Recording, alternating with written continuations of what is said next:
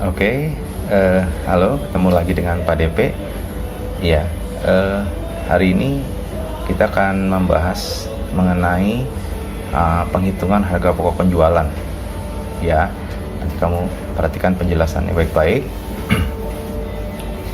Nah, yang pertama,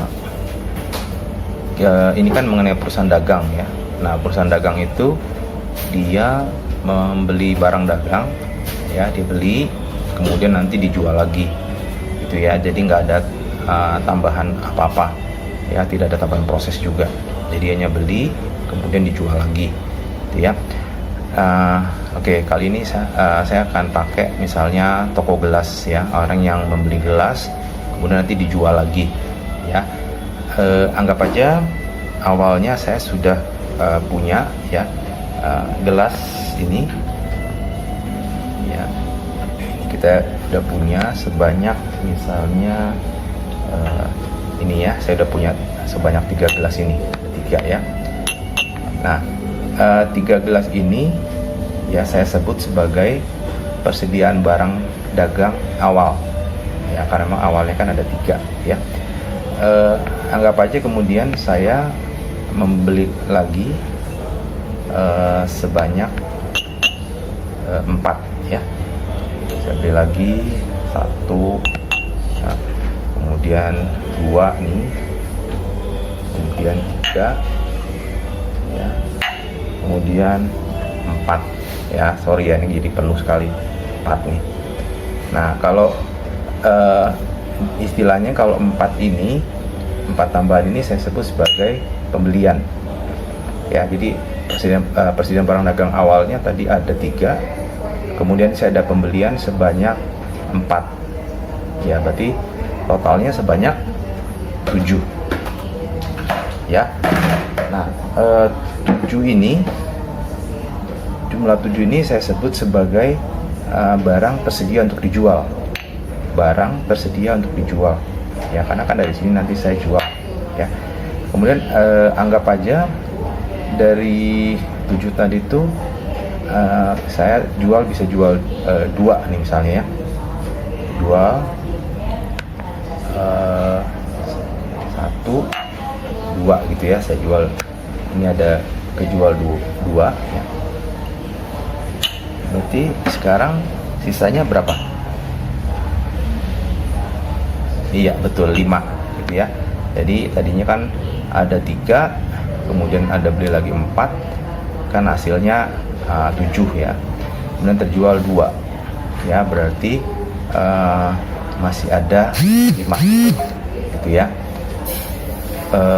Nah, sekarang Bapak akan menjelaskan lagi, tapi dengan menggunakan ilustrasi angka ya. Ya, anggap aja tadi 3 gelas pertama itu harganya saya udah beli waktu itu sebanyak 75 harganya ya. Bisa ada 75 ini. Oke. Berarti saya bisa bilang persediaan barang dagang awal saya ada 3 gelas ya, dan nilainya adalah 225 ya. 225 itu namanya persediaan barang dagang awal gitu ya. Ya, anggap aja pembelian 4 gelas tambahan itu saya beli dengan harga ini, masing-masing harganya 70 ya, jadinya ada 70 ya. Kemudian ini ada lagi ya, 70 ya, kemudian nanti ini ada 70 ya. Berarti pembeliannya berapa? Ya, pembeliannya berarti 4 kali 70 atau 280. Itu disebut sebagai pembelian ya. Nah, tapi kan ada ongkosnya ya, ada ongkos kirimnya gitu. Nah, nanti ongkos kirimnya itu harus kita masukkan ya ke dalam pokok kita, ke dalam modal kita, karena kan memang membeli gelasnya ini kan nggak cuma harganya ya, tapi juga mungkin ada yang lain. Nah, dalam hal ini Bapak akan pakai misalnya ongkos kirim dulu deh ya. Misalnya ini ongkos kirimnya misalnya adalah misalnya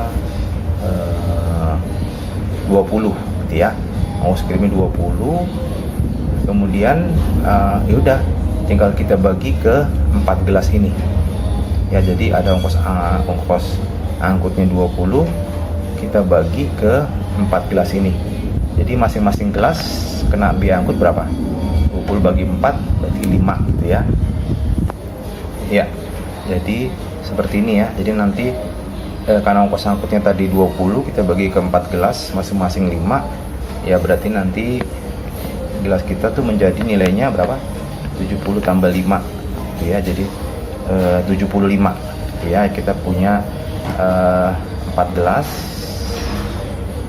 ya, ini jadinya 75 nih ya.